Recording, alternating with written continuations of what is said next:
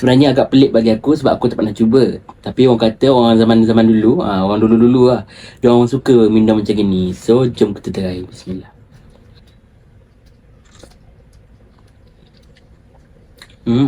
Not bad rasa dia. Dia rasa macam kopi dengan telur sepuluh masak yang digabungkan.